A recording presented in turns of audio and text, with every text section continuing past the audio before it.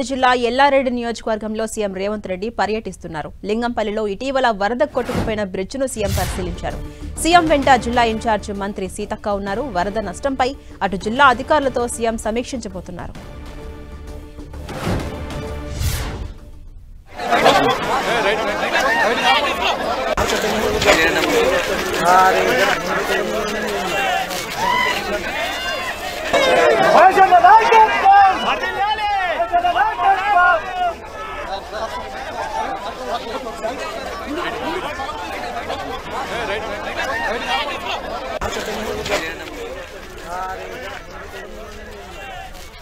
ఇదే అంశంపై మరింత సమాచారం మా ప్రతినిధి సతీష్ అందిస్తారు. సతీష్,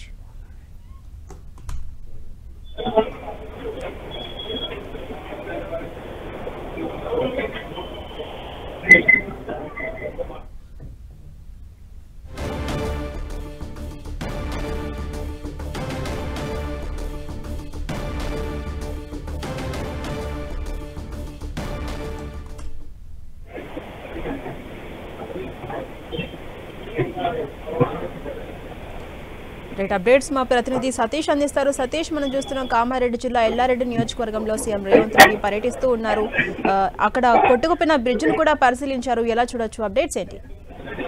ఇటీవల కురిసిన భారీ వర్షాలకు కామారెడ్డి జిల్లా అంతా కూడా అతలాకుతలమైంది. చాలా వరకు నష్టం జరిగింది. దాదాపు 200 కోట్ల పైగా నష్టం జరిగినట్లు అధికారులు ఒక అంచనా వేయడం జరిగింది. ఇంకా కూడా నష్టం పెరిగే అవకాశం ఉన్న నేపథ్యంలో ఈ రోజు సీఎం రేవంత్ రెడ్డి కామారెడ్డి జిల్లాలో పర్యటన కొనసాగిస్తున్నారు. మొదటగా ఎల్లారెడ్డి నియోజకవర్గ పరిధిలోని లింగంపేట మండలానికి చేరుకున్నారు. లింగంపల్లి పుర్తు వంతెన ఇటీవల వర్షానికి కొట్టుకోవడం జరిగింది. అక్కడ ఉన్నటువంటి ప్రాంతాలంతా కూడా సీఎం రేవంత్ రెడ్డితో పాటు అధికారులు మంత్రుల బృందంతో కలిసి లింగంపల్లి పుర్తు వంతెనను పరిశీలించారు. అనంతరం లింగంపేట పరిధిలో ఉన్నటువంటి పలు పంట పొలాలు కూడా నీట మునిగి నష్టపోవడం జరిగింది. పంట పొలాల్లో పెద్ద ఎత్తున ఇసుక మేటలు వేసినటువంటి దృశ్యాలను కూడా సీఎం రేవంత్ రెడ్డి తిలకించారు. ఆ తర్వాత అక్కడ ఏర్పాటు చేసినటువంటి ఫోటో ఎగ్జిబిషన్ కూడా సీఎం రేవంత్ రెడ్డి మంత్రుల బృందం అంతా కూడా తిలకించడం జరిగింది.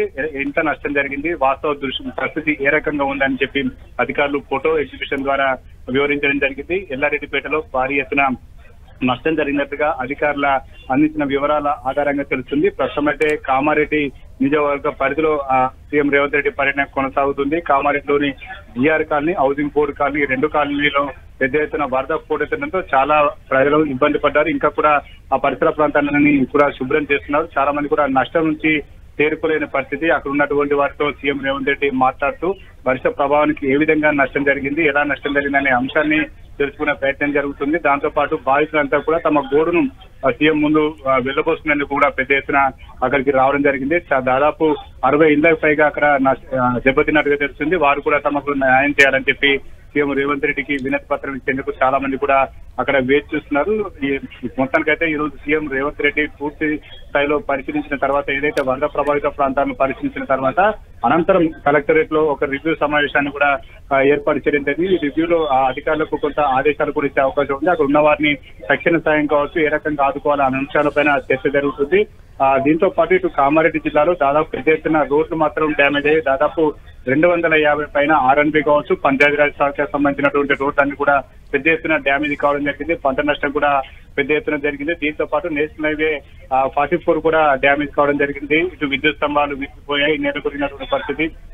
చాలా పొలాల్లో ఇంకా కూడా ఇసుక మేటలు వేసిన పరిస్థితి. తమ పొలాలుగా పూర్తి స్థాయిలో పనికిరాలనే భావన రైతాంగంలో వ్యక్తమవుతున్న నేపథ్యంలో సీఎం రేవంత్ రెడ్డి ఇచ్చే ప్యాకేజ్ పైనే ఉన్నటువంటి రైతాంగం కావచ్చు, బాధితులంతా కూడా ఎదురు చూస్తున్నారు. ప్రభుత్వం ఇచ్చేటువంటి చేయుతనే తమ భరోసాగా అక్కడ ఉన్నటువంటి బాధితులంతా కూడా భావిస్తున్న నేపథ్యంలో సీఎం రేవంత్ రెడ్డి ఎటువంటి ప్యాకేజీ ప్రకటిస్తారు, కామారెడ్డిని తిరిగి కోలుకునే విధంగా ఏ రకంగా చర్యలు తీసుకోబోతున్నారనేది మాత్రం ఆసక్తిగా మారిందని చెప్పుకోవచ్చు. ఇప్పటికే ఎమ్మెల్సీల బృందం కూడా ఆ వరద ప్రభావిత ప్రాంతాల్లో పరిశీలించడం జరిగింది. విజయశాంతితో పాటు ఎమ్మెల్సీ బలమూరి వెంకట, అదేవిధంగా దయాకర్, వీళ్ళంతా కూడా ఆ వరద ప్రభావిత ప్రాంతాల్లో పరిశీలించి తమను ఆదుకోవాలని చెప్పి బాధితులంతా కూడా తమ కోడును వెళ్ళబోతున్నారు. వారు కూడా తమకు ప్రభుత్వానికి దృష్టికి తీసుకెళ్తామని చెప్పి బాధితులు ఒక హామీ ఇచ్చిన నేపథ్యంలో సీఎం రేవంత్ రెడ్డి ఇప్పుడు వరద బాధితులకు ఏ రకమైన భరోసా ఇస్తారు, ఎటువంటి రైతాంగాన్ని ఏ రకంగా ఆదుకుంటారు, వారికి ఎటువంటి ప్యాకేజ్ ఇస్తారని చెప్పి కొంత రైతాంగం అంతా కూడా వరద బాధితులంతా కూడా ఎదురు చూస్తున్నారు. దీంతో పాటు ఇక్కడ ఉన్నటువంటి కొన్ని నిజాం సాగర్ సంబంధించినటువంటి కావచ్చు, అదేవిధంగా కళ్యాణి కట్ట సాగర్ సంబంధించినటువంటి ఆ కట్ట తెగిపోవడం, చెరువులు తెగిపోవడం ఇవన్నీ కూడా పూర్తి స్థాయిలో మరమ్మతులు చేయాలి. మరొకసారి వరద వస్తే మాత్రం వాటికి ప్రమాదం జరగకుండా, నష్టం జరగకుండా ఏ రకంగా పూర్తి స్థాయిలో నివారణ చేపట్టాల అంశం పైన కూడా సీఎం రేవంత్ రెడ్డి సమీక్షలో చర్చించే అవకాశం కనిపిస్తుంది. మొత్తానికైతే కామారెడ్డి జిల్లాలో సీఎం పర్యటన కొనసాగుతున్న నేపథ్యంలో ఇటు వరద బాధితులు మాత్రం ప్రభుత్వం ఆదుకుంటేనే తమకు ఇక జీవితం కొనసాగుతుంది, లేకపోతే పూర్తి స్థాయిలో నష్టపోయాం, ఇక నష్టాలే తమ దిక్కనే భావన వ్యక్తం చేస్తున్న నేపథ్యంలో సీఎం రేవంత్ రెడ్డి ప్రకటించేటువంటి ప్యాకేజీ పైన అక్కడ బాధితులంతా కూడా ఎదురు చూస్తున్నారు. Right, thank you Satish.